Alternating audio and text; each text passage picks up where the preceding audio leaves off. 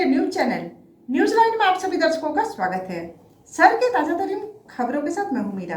गिरिडीह के मुफस्सिल थाना इलाके के बस्टो के महुआ ताड़ गांव में मंगलवार की दोपहर अज्ञात हमलावर एक व्यक्ति को गोली मारकर फरार हो गया। गोली उसके पेट में लगी है, जिससे वह गंभीर रूप से घायल हो गया। जख्मी की पहचान बस्टो पंचायत के महुआ ताड़ गाँव निवासी 45 वर्षीय जलंधर महतो के रूप में किया गया। घटना के बाद जख्मी की जानकारी उसके परिजनों को मिलने के बाद उसका बेटा सचिन यादव अपने दोस्तों के साथ घटनास्थल पर पहुंचा और उसी हालत में सदर अस्पताल ले गया, जहां जख्मी को प्राथमिक इलाज के बाद धनबाद पीएमसीएच रेफर कर दिया गया। जख्मी जलंधर के पेट में एक गोली लगी, जबकि घटनास्थल में 2 गोली चलने की बात सामने आ रही है। हालांकि इसकी पुष्टि नहीं हो पाई है। जानकारी मिलने के बाद मुफस्सिल थाना की पुलिस भी घटनास्थल पर पहुंची और पूरे मामले की जांच में जुट गई। वैसे यह स्पष्ट नहीं हो पाया है कि महुआ ताड़ गांव में हमलावर कितनी संख्या में थे, लेकिन जानकारी के अनुसार एक बाइक में 2 हमलावर होने की बात कही जा रही है।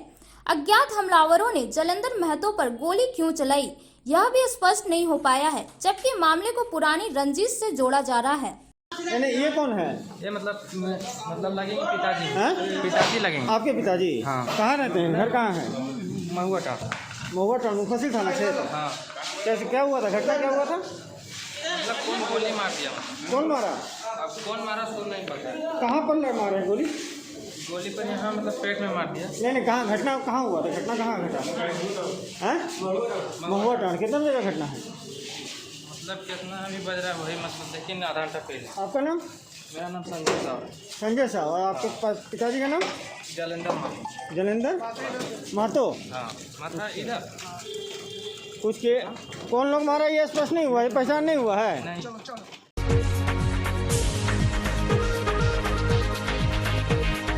सिविक एक्शन कार्यक्रम के तहत डुमरी प्रखंड के खोलो चुवान में 7वीं वाहिनी केंद्र रिजर्व पुलिस बल के द्वारा मंगलवार को सिविक एक्शन कार्यक्रम के तहत गांव के आसपास के जरूरतमंद लोगों के बीच सामग्री का वितरण और निःशुल्क स्वास्थ्य जांच शिविर का आयोजन किया गया। युवाओं एवं बच्चों को लेखन सामग्री, खेल सामग्री तथा बुजुर्गों के बीच कंबल, साड़ी, लुंगी, रेडियो सहित अन्य वस्तुओं का वितरण किया गया। कार्यक्रम के दौरान 7वीं बटालियन के पदाधिकारियों के द्वारा निःशुल्क स्वास्थ्य जांच शिविर लगाया गया।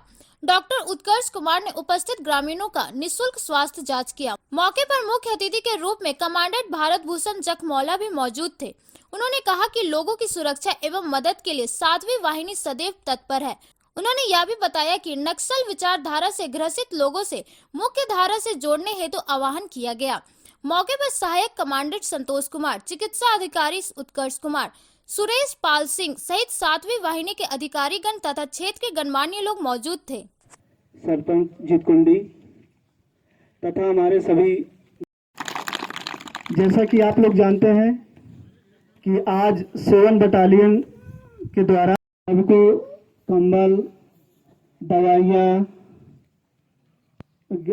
खेल, हम चाहेंगे कि हमारा भविष्य में ठोस और आपकी सेवा, आपके सुख दुख में भी भागीदार बने। यही हमारे महोदय की इच्छा है और यही हमारी सबकी अभिलाषा भी है।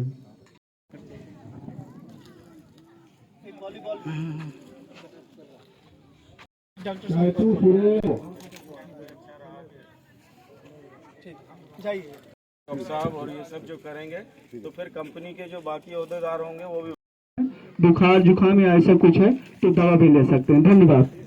बैट्समैन कौन है इसमें से? मेरा मन कहाँ है? और सबसे फास्ट बॉलर कौन है? ये हो गया मेरे ख्याल से बहुत।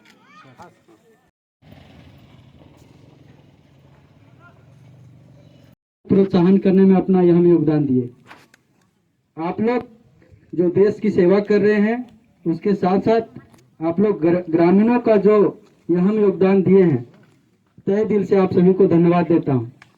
मैं आदरणीय सभी माताएं, बहनें और बुजुर्ग से विनती करूंगा कि सामग्री कुछ ही यहाँ पर है, उसको अपने जितने लोग आए हैं अपना समझदारी के अनुसार अपना सामान को लेने में सहयोग करें। ऐसा नहीं हो कि एक पिछली बार क्या हुआ था कि सामग्री कम हो गया था। कम होना लाजमी है क्योंकि सामान उतनी ही सीमित आता है और उसी के अनुसार हम लोगों को जो नीडी होता है, जो जरूरतमंद होता है, उन्हीं को देना होता है। बटालियन सीआरपीएफ द्वारा आज यह कार्यक्रम किया गया है, जिसमें हमारा ये हमेशा प्रयास रहा है कि हम जो गांव के जो लोग हैं, बुजुर्ग हैं, युवा वर्ग है, बच्चे महिलाएं हैं, उनके बीच में और हमारे जो कैंप के जो जवान हैं इनके बीच में समन्वय बन सके और जुड़ाव हो सके। तो ये हमारा एक छोटा सा प्रयास है, जिसमें हमने स्पोर्ट्स किट बच्चों को बांट रहे हैं, मेडिकल कैंप लगा रहे हैं और ब्लैंकेट्स, लुंगी, साड़ी, रेडियो और भी बहुत सामग्रियां हैं जो डे टू डे लाइफ में जो काम आने वाली हैं, वो हम जो गांव के लोगों को बांट रहे हैं। मकसद हमारा यही है कि हम अपनी ड्यूटी करते रहते हैं हमेशा, और हमें एक मौका ऐसा चाहिए होता है कि जिससे हम जनता के बीच में आ सकें, उनसे हम यह बता सकें कि हम आपके साथी हैं, आपके सुख दुख के साथी हैं, और जब भी आपको कोई समस्या हो तो हम अपने स्तर से उसको दूर करने का भरसक प्रयास करेंगे। तो ये हमारी एक कोशिश मात्र है।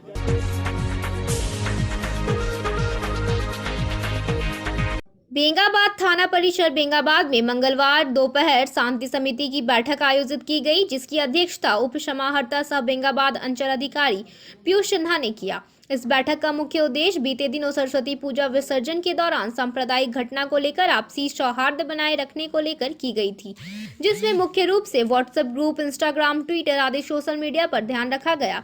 इन सब में कोई भी भ्रामक खबर ग्रुप में भेजने पर या पोस्ट करने वाले पर सख्त कार्रवाई की बात कही गई। अफवाह से बचे, कोई भी खबर ग्रुप में डालने से पहले उसकी सत्यता की जांच अवश्य कर ले। सोशल मीडिया पर पूरे प्रशासन की पैनी नजर है। इन बैठक में मुख्य रूप से प्रखंड विकास पदाधिकारी Mohammad Qayum Ansari, CO Krishna Kumar Marandi, police inspector Kamlesh Paswan, थाना प्रभारी प्रदीप कुमार, राम प्रसाद यादव, उपेंद्र कुमार, महेंद्र महतो, राजेंद्र मंडल, सुरेंद्र लाल, संदीप गुप्ता सहित काफी संख्या में लोग मौजूद की गई थी। इसमें मुख्यतः हमने इस बात पर ध्यान दिया है, ये बात के लिए पब्लिक को अवेयर किया है कि किसी भी तरह की अप्रिय घटना ना हो। इस तरह से इंश्योर करना है कि किसी भी तरह का कोई र्यूमर व्हाट्सएप के माध्यम से या अन्य सोशल मीडिया के माध्यम से कोई ना फैलाए। और लोगों ने भी काफ़ी सहयोग किया है और बेंगाबाद आमतः काफ़ी शांतिपूर्ण रहा है, और हम लोग ये कामना करते हैं कि आगे भी शांतिपूर्ण रहे। आम जनों का भी काफ़ी सहयोग मिलता है इसमें, और पब्लिक भी काफ़ी सजग है बेंगाबाद में, और ये लोग भी खुद ही ये चाहते हैं कि किसी तरह की अप्रिय घटना ना हो। और इन सभी बातों के बारे में आज डिटेल में शांति समिति में बताया गया। ये धारा 144 के इसके अलावा भी और कुछ प्रशासनिक के द्वारा किया जाता है। धारा 144 तो एक प्रोहिबिटरी धारा है, जिसके अंतर्गत कुछ नियम निकाले गए हैं कि 4 लोगों से ज़्यादा को अभी एक जगह एकत्रित होने की अनुमति नहीं है। इस तरह से उसमें कुछ अपवाद भी हैं, वो तो डिटेल आपको मिल जाएगा। इसके अलावा अभी जो मेजर फोकस है वो इस पे है कि लोगों को अवेयर किया जाए कि रूमर्स पे भरोसा ना करें और रूमर्स को फैलाएं। सबसे मेजर अभी यही है। Thank you. विगत कुछ दिनों में राज्य में कुछ जिलों में घटित सांप्रदायिक घटना को लेकर शांति समिति की मीटिंग बुलाई गई है, जिसमें प्रोफेशनल उप समाहर्ता बेंगाबाद अंचलाधिकारी श्री पीयूष सिन्हा साहब उपस्थित हुए। उन्हीं की अध्यक्षता में मीटिंग बुलाई गई है, जिसमें सौहार्दपूर्ण वातावरण बनाए रखने के लिए सभी को निर्देशित किया गया है। जिला मुख्यालय की तरफ से 144 लागू है, जिसका उल्लंघन नहीं करना है। और ये जो र्यूमर फैल जो रही है, खासकर व्हाट्सएप ग्रुप, सोशल मीडिया में बिना सच्चाई जाने हुए ये र्यूमर को ना फैलाए, जिससे हमारा सौहार्दपूर्ण वातावरण भंग हो जाए। इस पर ध्यान रखना है। अपने गांव मोहल्ला में सभी बच्चे को भी ये निर्देशित करना है कि बिना सोचे समझे किसी भी बात को आपत्तिजनक पोस्ट ना करें। यदि ऐसा किया जाता है तो उस पर हमारे टीम की ओर से निगरानी रखी जा रही है। यदि ऐसा पकड़े जाएंगे तो IT एक्ट के तहत कार्रवाई की जाएगी।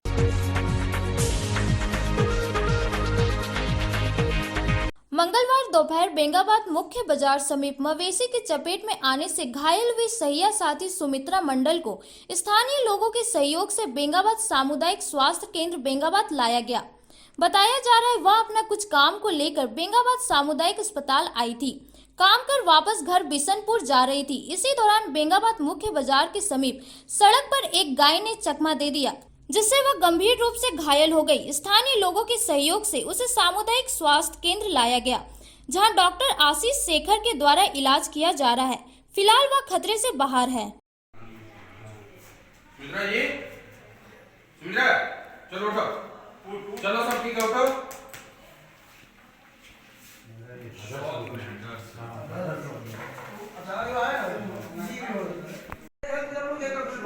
आपका काम मत कीजिए, गोदाम कटा हुआ है।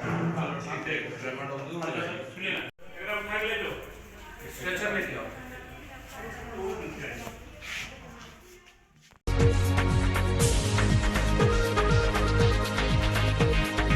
मंगलवार को गिरिडीह के सदर विधायक सुदीव्य कुमार सोनू ने शहरी क्षेत्र के ग्राम बिशनपुर पहुंचे और लोगों की समस्याओं से अवगत हुए।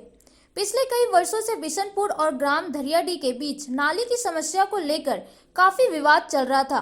इसी विवाद को सुलझाने को लेकर वहां के ग्रामीणों ने लगातार विधायक को हल करने के लिए बुलाया। इस दौरान वार्ड नंबर 4 के वार्ड पार्षद और विधायक प्रतिनिधि मुस्तफा मिर्जा ने बताया कि नाली की समस्या को लेकर बिशनपुर और धरियाडीह के ग्रामीणों के बीच काफी विवाद हुआ, जिसके कारण आज तक नाली नहीं बन पाया। इस नाले की समस्या से लोगों को निजात मिल सके, इसके लिए विधायक ने दोनों गांव के ग्रामीणों के बीच एक बैठक विधायक की मौजूदगी में बुलाया जाएगा। वहीं बिशनपुर में स्थित एक प्राथमिक उर्दू विद्यालय में शिक्षकों की कमी को भी लोगों ने अवगत कराया। विधायक ने आश्वासन दिया है कि जल्द से जल्द अधिकारियों से बात करके शिक्षकों की कमी को दूर किया जाएगा। इस मौके पर वार्ड नंबर 2 के पार्षद प्रतिनिधि मोहम्मद सिराज, मोहम्मद अनवर, मोहम्मद इलियास, मोहम्मद नियाज, मोहम्मद चांद, मोहम्मद अफ्ताफ शेख के अलावे अन्य लोग मौजूद थे।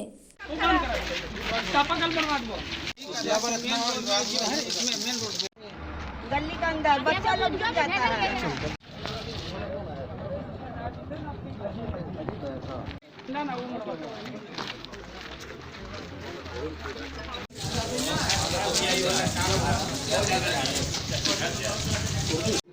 किसी दिक्कत नहीं होगा। एक बात बता रहे, जो तालाब है ना उसका बगल से नाली गया हुआ है, जो सीला बर्मा वाला जो घुसता है नाली उसमें अटैच कर है। इधर इधर इधर इधर फील्ड वाला मुखिया जी घर के तरफ भैया इन लोग के साथ बैठ लीजिए। अगर इन लोग को सहमति इन लोग का बन जाता है तो ठीक है करेंगे, और नहीं सहमति बनेगा तो मेरा जो उधर का प्लॉट जो है उधर से जा सकता है, फिर उधर दिमाग लगाएंगे, फिर थोड़ा सा और लंबा भागेगा। इधर बन जाएगा तो लेकिन इसमें चल जाता तो फायदा होगा ना। नाली तो यहाँ भी ना चाहिए, जैसे घर पड़ेगा। किस चीज़ को लेकर परेशानी हो रही थी?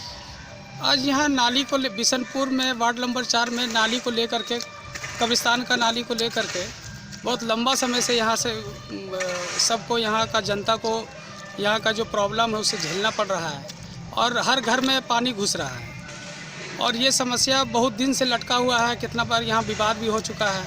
उस विवाद के लिए हम लोगों ने माननीय विधायक जी को बुलाए थे और विधायक जी आए और आकर के सबको देखे क्या क्या समस्या है, कहाँ पे समस्या है। और यहाँ का जितना जो पानी पाइपलाइन जो गया हुआ है वो नाली में ही बन गया है, जिसके कारण सबके यहाँ नाली का पानी घुस रहा है। तो विधायक जी अभी आकर के सबको अभी आश्वासन दिए हैं, सबको बताया है कि नहीं आपका जल्द से जल्द काम हो जाएगा। और नाली पर भी विचार विमर्श करने के लिए हम लोग दोनों मोहल्ला को बोले हैं, धरियाडीह और बिशनपुर को, कि आप लोग दोनों बैठ के इसको निर्णय इसका निकाल लीजिए। बाकी हम लोग को, हमको जहाँ तक जो मदद हो सकेगा हम उसको मदद करेंगे। और वो मदद करने के लिए वही बोल के गए हैं और इस पर हो सकता है कल हम लोग इस पर बैठक करेंगे और विधायक जी को फिर हम लोग इस बैठक में बुला करके उसको क्लियर करेंगे, ताकि यहाँ का जो लोग, जो जनता परेशान है उसको यहाँ का परेशानी से दूर हो जाएगा परेशानी। और इसी में हम लोगों का बिशनपुर में उर्दू प्राथमिक विद्यालय बिशनपुर जो है उसमें भी शिक्षक का कमी है, जिसके कारण 500-600 बच्चा है और टीचर 2 है। तो यहाँ पर बच्चा को ही बच्चा पढ़ा रहा है, इस तरह का समस्या यहाँ पर हो रहा है। तो हम लोगों ने उसके लिए भी विधायक जी से आग्रह किया कि आप थोड़ा सा चल के इसको देख लीजिए और इसमें जहाँ तक हो सकता है आपसे वो आप इसको कर दीजिए। तो उसके लिए विधायक जी गए स्कूल और वहाँ पर भी उसका निरीक्षण किए, देखे तो समझ में आया विधायक जी को। विधायक जी बोले ठीक है, इसका भी हम कोशिश करते हैं कि कैसे इसमें शिक्षा का आ सकता है, उसके लिए हम पूरा प्रयास करते हैं ताकि यहाँ का बच्चा लोग को अच्छा शिक्षा मिल सके।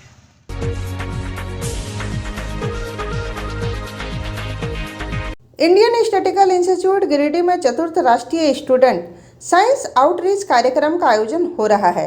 यह कार्यक्रम 2 दिवसीय है, जिसमें राष्ट्रीय स्तर पर रिसर्च से जुड़े प्रतिनिधि शामिल हो रहे हैं।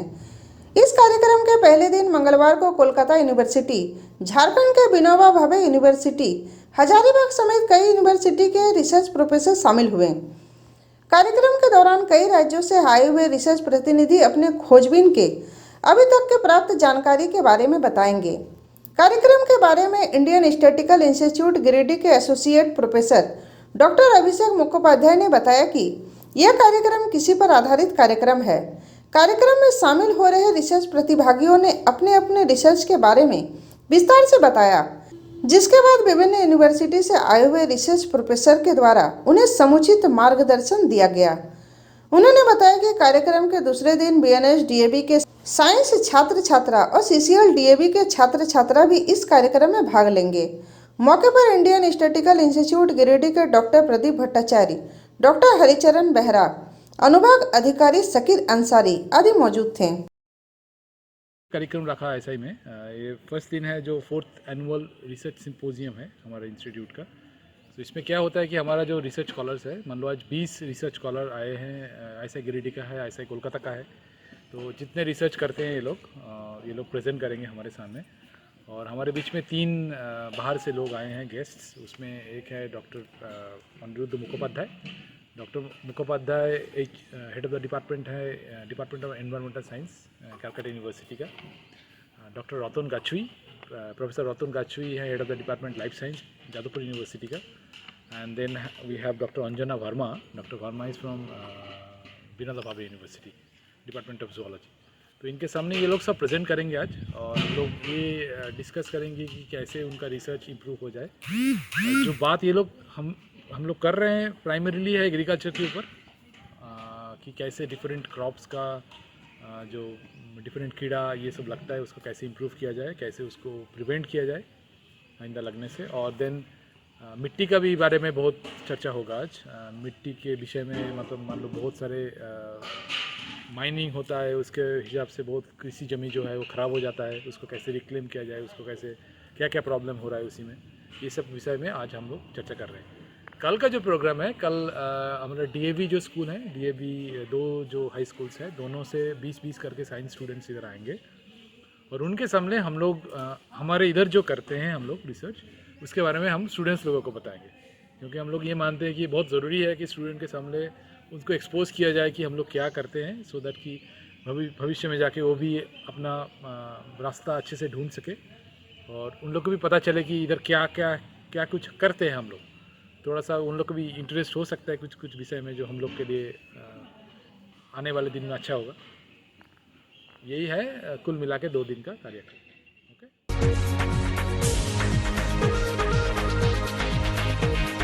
शीतलपुर उत्क्रमिक मध्य विद्यालय में अखिल विश्व गायत्री परिवार की योग पूनम बर्णवाल के द्वारा बच्चों को चौमुखी विकास के लिए योग, प्राणायाम एवं सामाजिक, नैतिक, चारित्रिक विकास एवं स्वास्थ्य विचारधारा विषय पर बच्चों को प्रेरित किया गया। इस कार्यक्रम में विद्यालय के प्राचार्य कुमकुम प्रसाद के द्वारा बच्चों के सर्वांगीण विकास के लिए समय समय पर विभिन्न क्षेत्रों से संबंधित कुशल योग्य टीचर एवं बच्चों के प्रोत्साहन के लिए कुशल अनुभवी लोगों को भी आमंत्रित किया जाता है। ठीक है? Yes ma'am. उसके बाद दूसरे पैर, ठीक है ना? देखिए इसको ऐसे सटा ले। Yes ma'am. इसलिए कल से टीचर को भी प्रणाम करना है ना? आप देखिए ना, अगर आप प्रणाम करके देखिए टीचर आपकी कितना खुश है ना? कुछ लगता है क्या? और क्या हो जाएगा? एक्सरसाइज है ना? आप ऐसे करके दोनों हाथ से छुएंगे तो क्या हो गया? एक्सरसाइज हो गया कि नहीं?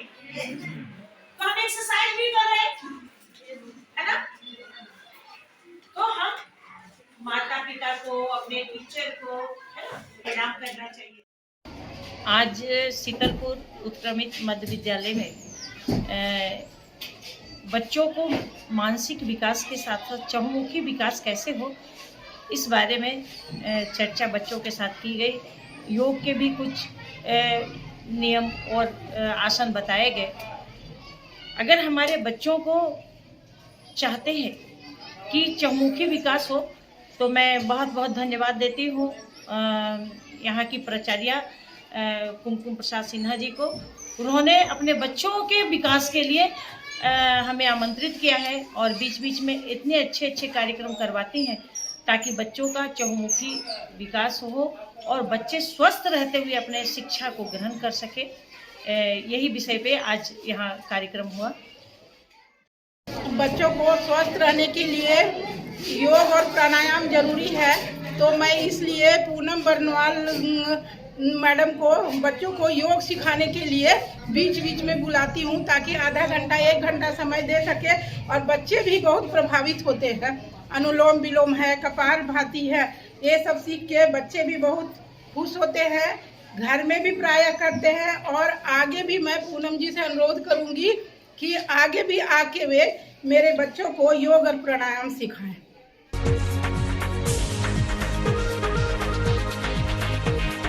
प्लस 2 उच्च विद्यालय पलवंजिया में नेहरू युवा केंद्र के सहयोग से नव जागृत युवा मंडल सह रेडियो जागृत MF के द्वारा आत्मनिर्भर भारत अभियान कार्यक्रम का आयोजन किया गया। इस कार्यक्रम में मुख्य अतिथि पशुपालन विभाग के अधिकारी नीरज कुमार गुप्ता, सह अतिथि पचम्बर नेशनल बैंक के शाखा प्रबंधक प्रदीप कुमार ने दीप प्रज्वलित कर कार्यक्रम की शुरुआत किया गया। इस कार्यक्रम का मंच संचालन स्कूल के प्रधानाध्यापक श्यामदेव राय ने किया। इस कार्यक्रम में शाखा प्रबंधक ने बताया कि प्रधानमंत्री का विजन आत्मनिर्भर भारत को लेकर विस्तृत जानकारी दी गई। उपस्थित अतिथियों ने अपना विचार रखा। इस कार्यक्रम में प्रतिभा कुमारी, छोटू कुमार, सत्यम कुमार और रीता कुमारी ने भी अपना विचार रखा। इस कार्यक्रम में सुभाष शर्मा, मनीष कुमार, संतोष कुमार के साथ सैकड़ों लोग उपस्थित हुए।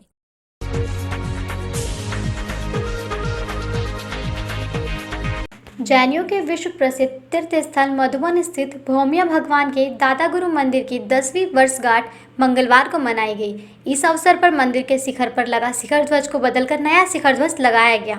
संस्था के प्रभारी व कार्यकारिणी सदस्य मुकेश कुमार गुलाक्षा ने बताया कि प्रातःकाल मंदिर में विराजमान चारों दादा गुरु की प्रतिमाओं का प्रक्षाल पूजन करने के पश्चात मंदिर में दादा गुरु महापूजन करने के उपरांत शिखर में लगा शिखर ध्वज को बदलकर नया शिखर ध्वज लगाया गया। मौके पर मुख्य रूप से मनन गोलाक्ष, पवन सिन्हा, टुंगन महतो, निरंजन महतो, युगल राय, मोहन राय, रतन राय लोग उपस्थित थे।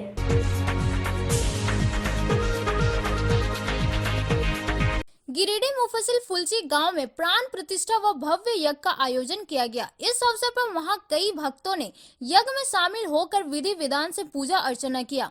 वहीं भक्तगण भजन कीर्तन, संध्या आरती, प्रवचन आदि भक्ति संबंधित कार्यक्रम का आनंद उठाया। यज्ञ में अधिवक्ता संघ के महासचिव सह भाजपा नेता चुन्नूकांत व विश्व हिंदू परिषद के नेता विभाकर पांडे, राजेश गुप्ता, प्रदीप कुमार, बसंत आदि भक्तगण उपस्थित थे। नहीं, ये तो एकदम स्वागत योग्य है और कहीं भी धार्मिक जब कोई कार्यक्रम होता है तो उसके कई लाभ हैं। सबसे पहले तो गांव का वातावरण सही होता है, दूसरा अपने धर्म संस्कृति के बारे में लोगों को जानकारी मिलती है। जब इस तरह का कोई यज्ञ होता है तो बड़े कथावाचक उसके जानकार आते हैं, तो उनके मुख से कई सारी अच्छी बातें धर्मशास्त्र का लोगों को जानने का मौका मिलता है। तो ये तो सौभाग्य है फुलची वालों के लिए भी और उनका अभिनंदन भी है कि इस तरह का आयोजन यहाँ उन लोग को ईश्वर ने मौका दिया। हम तो इस तरह के कार्यक्रम के बारे में सीधा जानते हैं कि ईश्वर जिसको ये अवसर देता है वहीं उसको ये शुभ अवसर प्राप्त होता है। तो फुलची के लोगों के प्रति ईश्वर की असीम स्नेह है, ऐसा हम मानते हैं। और हम लोग विभाकर जी भी हमारे साथ हैं, हम लोग आए हैं, प्रसाद मिला, यज्ञ में आशीर्वाद लिए। जो भी इसके आयोजन में है उनको हृदय से धन्यवाद देना चाहते हैं, शुभकामना देना चाहते हैं। तो फुलची के सभी हमारे ग्राम के बड़े भाई बुजुर्ग माताएं बहनों के द्वारा जो यहाँ यज्ञ का कार्यक्रम किया गया है इसके लिए उन सबों के प्रति हम आभार व्यक्त करते हैं और साथ ही साथ धन्यवाद देते हैं ग्रामवासियों को कि उन लोगों के ने इस यज्ञ के माध्यम से अपने आने वाली संतति में जो संस्कार और संस्कृति भेजने का कार्य किया है, इसके लिए वो धन्यवाद के पात्र हैं। साथ ही यज्ञ एक ऐसा चीज़ है जो अग्नि के माध्यम से सारे देवताओं की आहुति होती है। अग्नि को बहुत ही सात्विक माना गया है, वो किसी का एक अंश भी नहीं रखती है। यदि शंकर भगवान के नाम पर उसमें आहुति पड़ा तो वो आहुति डायरेक्ट शंकर भगवान को मिलता है। इसीलिए यज्ञ हवन के माध्यम से किया जाता है और हवन के माध्यम से सारा यज्ञ भगवान आहुति पहुंचाते हैं। और हम सबों को वातावरण शुद्धि के विषय में तो अभी बताया ही हमारे वरीय जो चुन्नूकांत जी हैं, लेकिन इसके अलावे जो हम सबों को वातावरण शुद्धि मिलती है और हमारे संस्कार की, हमारे संतति की जानकारी जो हमारे युवाओं को मिलती है, आने वाली पीढ़ियों को मिलती है, जिस प्रकार से हम लोगों को अपने पूर्वजों के माध्यम से मिली है, इसी कार्य का जो निर्वहन करते हुए, निष्पादन करते हुए ग्रामवासियों ने इस कार्यक्रम को रखा है। इसके लिए ग्रामवासियों को पुनः एक बार आभार व्यक्त करते हैं। यह था हमारा आज का। फिर मिलते अगले मुख्य खबरों के साथ। तब तक के लिए दीजिए पूरी टीम को इजाजत। नमस्कार।